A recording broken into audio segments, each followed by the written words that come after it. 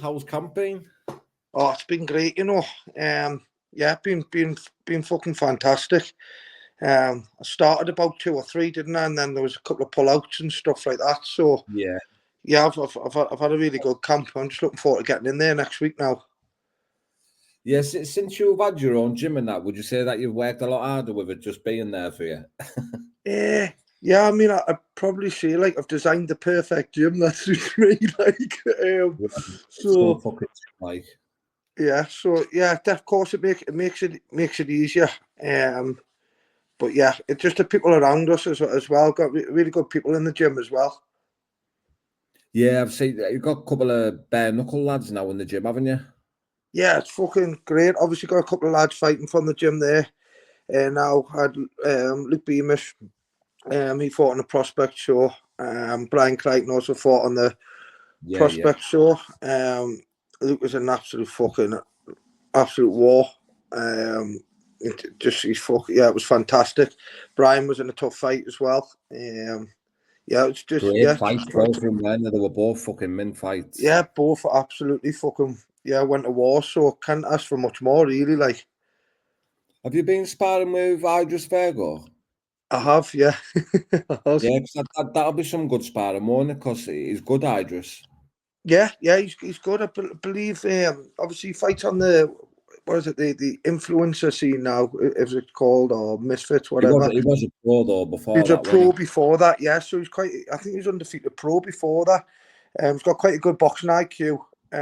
He's tough, strong lad as well. So yeah, the rounds were fantastic. Got some good rounds in with him. Yeah, I've seen the pictures and I thought that'll have been good sparring for you, that, because I used to watch him before he because he's went to this Misfits and that, obviously for the money, and he. Yeah, it'd be fucking. Hey, to be honest, mate, it'd be fucking stupid not to. The money some of them get paid. So. And instead of fighting pros, he's fighting fucking influencers and that, mate. It's a fucking doddle for him, innit? Well, yeah. Well, I say it's a doddle, but you know what I mean. Yeah, I know what you mean. Do you know much about this Dimitri Angelini who you're fighting? No, not a lot. I believe he's been fighting in America on the shows in America, if I'm correct. Yeah, he's fought on the American shows. Yeah, that's right, mate. Yeah, never come across him before in my career. Never like crossed paths. I like any exchanges of words. I haven't really seen him. I haven't watched much of him. Is it kickboxing he's got a big background in, or? I think it was like K1 and that, wasn't it? K1, that's it. But no, I don't know a massive deal about them, to be honest. Yeah, when you're normally fighting people, do you look into them anywhere when you're normally fighting people? Not really. I mean, I think when you're at this stage, like you normally know a little bit, like what sort of style they are. Do you know, like Tanagula or Cook and that, like, and the type of people I want to be fighting. You kind of know who they are and stuff like that. So I don't think you really need to go digging too deep, to be honest. Yeah, like you had a fucking min fight with Franco, didn't you? Like, oh man, honestly, I'd love to rerun that. You know, like out of every fight, you know, I'd love to rerun that. That was one of my best fights in my career. I enjoyed every second of that. Yeah, and again, like, obviously he's give you some big props in the background, hasn't he, Franco? Like, out of all the fights he's had and that, I'm sure you've heard what he said. Yeah, I got some good feedback and that. So, no, it's always nice like that, you know, to hear back from past opponents, you know, and he had messaged me and asked for a few pointers and stuff like that. So I haven't got any bad blood with anyone I've ever fought, me or him. We totally respect them. I just want to be involved in good fights, me. And the best fights. I'd love to run that back maybe later in the future, but obviously he's deserved the shots that he's getting at the minute. So he fucking hats off to him where he's got to. He's fucking fantastic, and he deserves it. 100%. But with in BKFC, it's not like pro boxing, in it. Like another win or two, mate, and you're back up there in fucking title. Yeah, that's it. I mean, I'll be honest. Like, I'll never blame nothing, mate. I'm fucking camps, I think, are trained totally the wrong way for the first two. But you fucking learn. But I still come, like, you know, I knew that in there, but still, I still come to fight. Still thingy. Still two fantastic experiences. You know, I've never ever been in an easy fight. I never ever won an easy fight. And Andy Bakewell will back that up. I've never ever said no to a fight or ducked anyone. So yeah, it means nothing. Like you say, fucking still young as well. So all the time in the world. Would you say that you've never been as hungry as you are now, Luke? Oh, definitely. Like I've just feel like a totally different person, you know. Yeah, like I fucking I've got like a big burning desire. Like I do for every fight. Like I do have a burning desire for every fight, you know. But I feel like I've got a lot of unfinished things in there, which I can't wait to showcase when I get in there next week.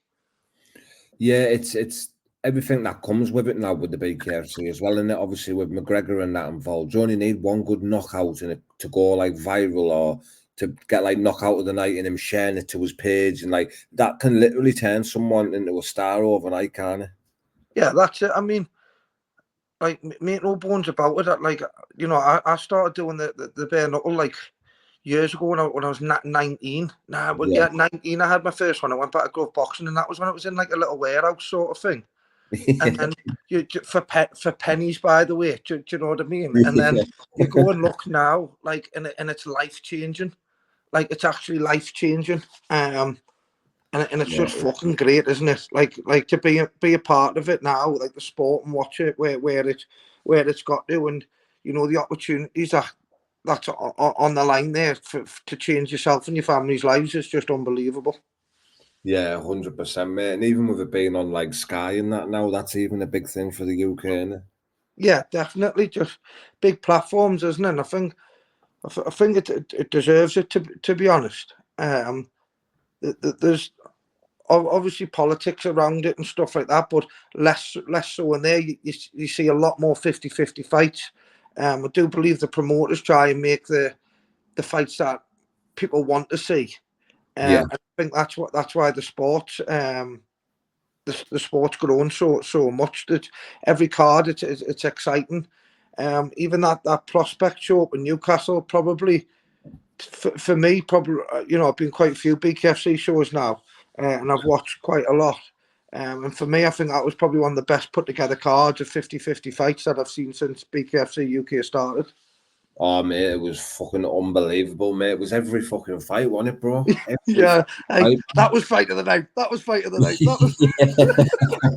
It was fucking unbelievable, mate. What a card. I've got a good feeling, mate. Coventry is going to be like it. I do as well. You know, like I've been on a card with a couple of them before. I've you know, I've seen bits and pieces of them all, and I think there's a lot of hungry lads on there. And I think there's a lot of people got points to prove on that card. Definitely. I think there's hunger like no other. Like you see, I mean, from the top of the bill, you've got Connor. Obviously, off the back of a loss, he seems hungrier than ever. He looks in fantastic shape. I believe he's probably got a few points to prove. Johnny Graham's obviously asked for the fight. He's fucking, what's he, like 2-0 or something now? He's fucking ploughed through people. So he's asked for the fight. So he's got a point to make. And if he can be the man to take that title home, then I believe you've got a fucking barnstormer there. Robbie Brown, I think he's got a point to prove now. So I think we're hoping we see a different side of Robbie. And then, did I see Mason Shaw's fighting that Connor Cook? Yeah, that's another good fight, isn't it? Yeah, and obviously me and this. They're both coming off a loss, them two, so they both got a point to prove, haven't they?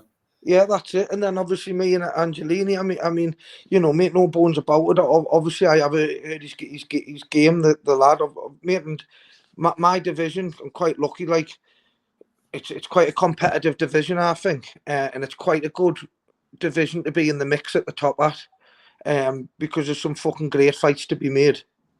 Yeah, it's one of the hardest. It probably is the hardest division in the BKFC, mate. The welterweight division. Yeah, definitely. And I just think fucking definitely, totally agree there. Even when you go look through to the American side, and that's when you look at all the 165 pounders, mate, like Austin Trout and all that. It's fucking this is stacked, in it, mate. Yeah, definitely. I mean, you've got him fighting Ricardo Franco, haven't you? Rico Franco, yeah. Yeah, in Spain, isn't it? Again, on the undercard of Tony and fucking Franco. So yeah, that should be interesting. Again, he deserves that shot, Franco. I believe he deserves that. Yeah. That Trout's a fantastic fighter, isn't he? Yeah, he's unbelievable, mate. But what can we expect to see from Luke Nevin on the 10th of August at BKFC? Best version of myself. Best version of myself. Yeah. Coming for it all. Like I always do. I'll fucking leave it all on the line, like I always do. Yeah, literally best version of myself, Luke. Do it for myself. Got a son now, you know, as well. Do it for him. Do it for me girlfriend, as well. Yeah, mint, mate. And you've got some exciting news as well about your own promotion that you've brought out. Do you want to tell us a bit about that, bro? Yeah. So obviously, we've been involved in combat sports. It's always been something that I've always wanted to do. You know, have my own sort of platform. Obviously, I coach the amateur boxing. I've got amateur boxers. We've got our own bare knuckle stable. Yeah. For me, I would never, for being involved in the BKFC and stuff like that. I think until I was involved in that, I always wanted to run a bare knuckle event. But you know, with being involved in that with BKFC myself now in Saintwood, probably wouldn't feel right. And to be honest, I wouldn't want to compete with them. I would want to drive people towards there. If that's what they wanted to do, because I think that's where everyone should strive to be. So obviously my show, Hybrid Boxing, 4-ounce MMA gloves, it's as close as you're going to get to that. Still raw, it's still real, no bullshit. 50-50 fights, going to pride myself on. I actually can't wait for the event. We've got some bangers. Got a couple of the bare knuckle lads on there as well that are going to stay active. A couple of ex-pro boxers that are interested. MMA lads, I've got a couple of good meetings next week. Getting it on pay-per-view already, sanctioned by the ISKA. So yeah, that's fucking mint, mate. Like I say, I don't want to be just another one of these shit shows. I want to look after the fighters, and I want to build a successful platform that allows people the same opportunities that I've had to fight at a good level. And for good money, and incentives, you know, like proper titles, proper medical care and stuff like that, which I believe you get with the ISK, which obviously I've worked with myself, with BKFC UK. They're just down the line, aren't they? So best you know, business and mate, really, to be honest. Yeah, I think just professionally run, isn't it, when they're involved? Yeah, like that's what everyone, when you ask a fighter who's had his first fight at BKFC, it's what they always comment on, don't they? They always say the aftercare medical team and everything was amazing. Like they've never seen that like it. So they are good, like at what they do. Yeah, definitely. Best in the business, obviously. Without something, it's the best platform I've certainly fought on. I've been part of. Yeah. 100%, mate. And I'm excited, mate. I'm going to come down to it 100%. It's still exciting, and it's just boxing, isn't it? Yeah, so it's boxing rules, 4-ounce gloves. It's that in between thing, and I think it's a really good. I think it's something that can really take off.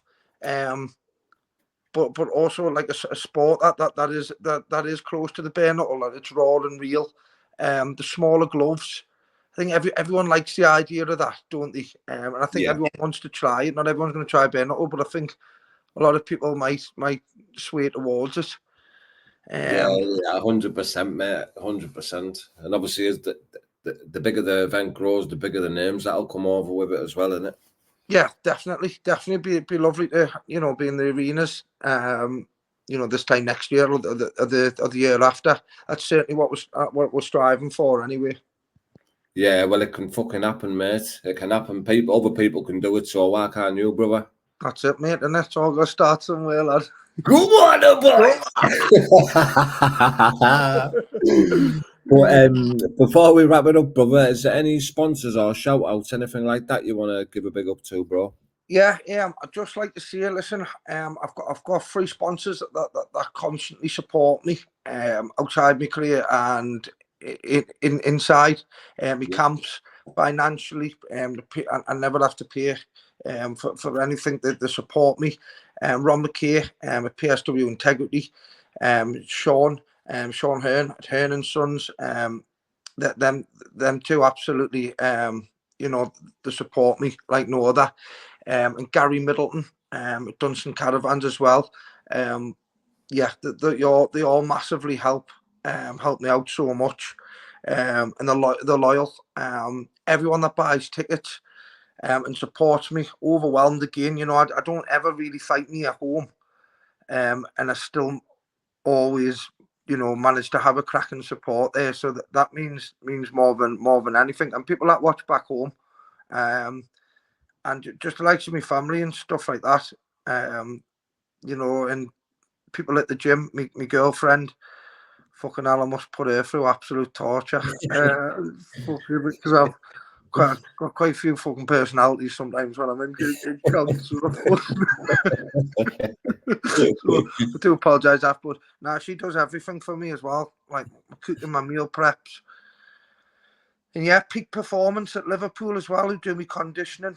Nathan Bruff, one of my coaches, Danielle, who's been there since the start. So obviously, them two now, yeah, fucking looking forward to just taking the whole team forward now on this huge show in Coventry. Yeah, wicked, mate. And obviously, I'll be catching up with you down at the show, mate. We'll do a couple of videos and that at the weekend. But I really appreciate you coming on as well, mate. And I hope mate, any time, Luke, you know that. 100%, bro. And I hope you enjoy the rest of your night, brother. Cheers, brother. You too, Luke. Speak soon, Luke. Bye, mate. God bless, lad. Ta-ra, ta-ra.